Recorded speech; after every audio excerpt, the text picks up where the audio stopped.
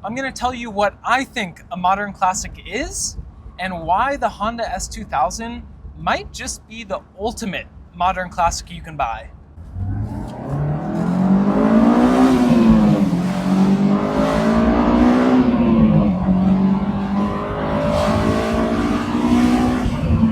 The term modern classic gets thrown around all the time on a lot of cars that I don't really think fit the bill, but I'm going to go over a few different things of what I truly think defines a modern classic, and you can tell me if you agree. The first thing and most important thing that a modern classic is it has to be special. A lot of cars like the R34 GTR and the Honda S2000 are special cars that came out 25 years-ish ago, and people when they were 12, 13, 14 years old really wanted them but couldn't afford them. Now, those same people are 30, 35, 40 years old and they can afford them and they want to buy them. So I think the first and possibly the most important criteria for a modern classic is for it to be classic and for it to be special. It has to be a car that people, now that they're able to afford them, still want them, and they look back at their childhood and they think about these cars. That is the most important criteria. Second, probably is no surprise, but it's the driving characteristics. Now, a modern classic has to be fun to drive. No one wants a car sitting in their garage, sitting in their driveway that they never actually drive, or when they would want to drive, they think, it's just sort of a pain. So it has to be good to drive. Cars like this are perfect because they're not $100,000, but they're fun to drive, and they really give you the experience, or at least 99% of the experience that any sort of crazy expensive supercar will give you. So it has to be something that, people want to get in, they want to drive, they want to take to the canyons, and it usually will be something that is pretty sporty. Another characteristic that I think a lot of modern classics must be is manual. Of course, there are good automatic transmissions now, and there were good automatic transmissions back in the 90s and early 2000s, but let's be real. A lot of the automatic transmissions that came out 20, 25 years ago were not good. There were 4 or 5 speed automatic transmissions that just left a lot on the table to be desired.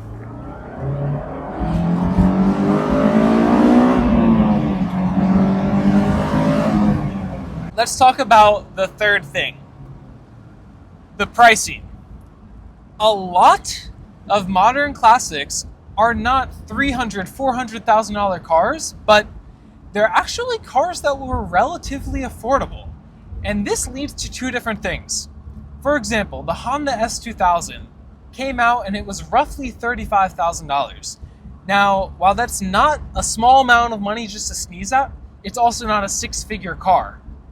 What that means is a lot of people bought them and they drove them, leading to tons of examples on the market being very high mileage, well over 100,000 miles, or kind of beat on.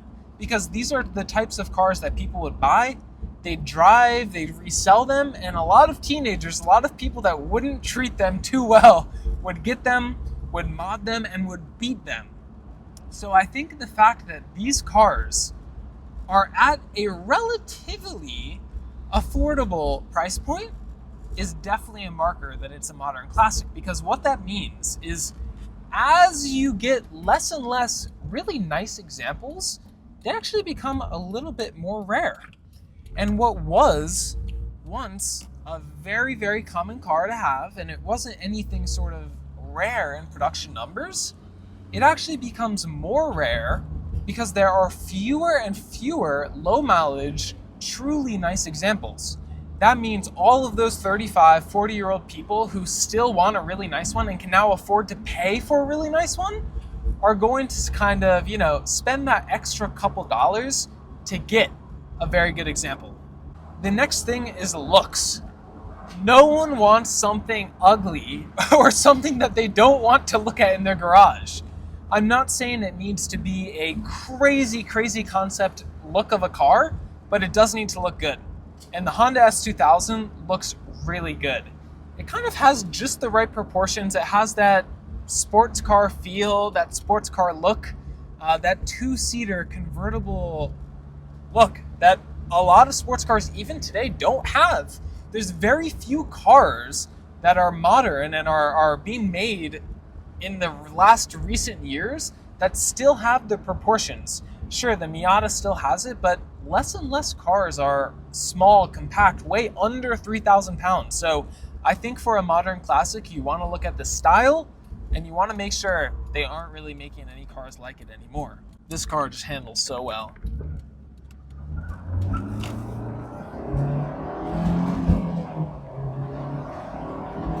Rowing through the gears, this thing just feels so good. Let's talk about something that I think is often overlooked because not that many cars 20 or 25 years ago did this well. But it's actually the technology. The technology of a modern classic has to be there, and it has to be there 20, 30 years in advance. Now, what am I talking about? For example, the Honda S2000 has a pretty technologically advanced engine. It was a 2.2 liter four-cylinder that produced around 250 horsepower. And yes, while today in modern standards that's not a crazy amount, it actually held the record for the most horsepower per liter up until the Ferrari 458. So that just shows you this sort of modern technology that was in this car way advanced of a lot of its competitors. The second thing is the gauge clusters. Now, today, you can look at the Aventador SVJ and SV, and you see a sort of horizontal gauge cluster. But in 2005 and even 1999, 2000, no cars were using a horizontal gauge cluster like the S2000. Now, this is a piece of technology that, again, it's just cool, and it kind of has that cool factor. And when you look at a 25-year-old car, most of them are using the very traditional gauge cluster, so I think that piece of technology is just cool. Going off that, you look at the brand new Corvette C8, and you see how they've made a sort of driver-focused cockpit. But look at this. Everything is pointed towards the driver, and this is a car that came out 25 years ago. It's something different. It's something cool. You have all these little knobs that are just different. They're unique. And it's something that cars today are just kind of boring. They're all the same. Yes, they're a little bit different in driving characteristic, but they give you the same thing. So I love the fact that all these sort of modern classics are quirky and they're just fun to drive, fun to own. The last thing that I think a modern classic must have is potential for price appreciation. What do I mean by that? You don't want to get a modern classic that's worth so little compared to what it came out with. The Honda S2000 came out at around $35,000 MSRP, and today it's worth roughly the same.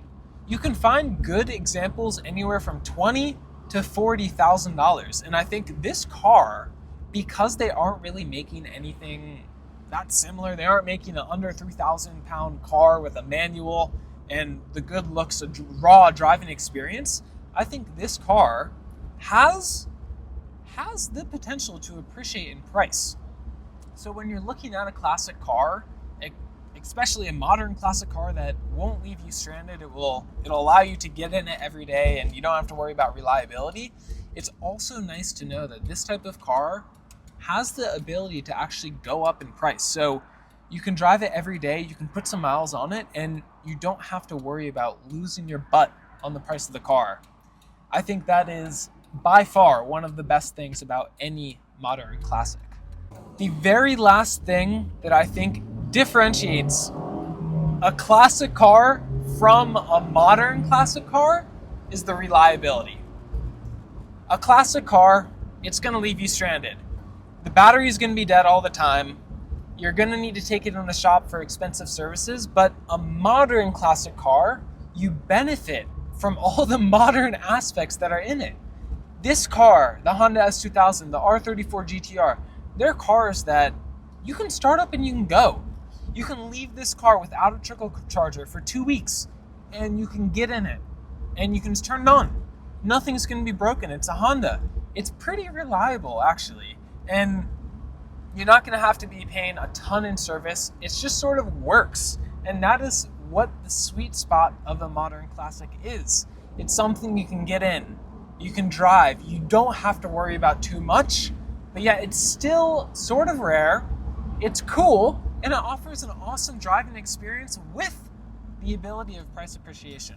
That is what I think a modern classic is. You can tell me in the comments if I've missed the mark, if you think other criteria is more important for a modern classic, but truly, I think a car that you can get in, you can drive every day, it's cool, it's engaging, it's fun to drive, it's not $1 million, it still has the ability to appreciate in price, and you can truly enjoy driving, is the correct definition of a modern classic. So let me know what you think. Let me know if you think the Honda S2000 is a modern classic.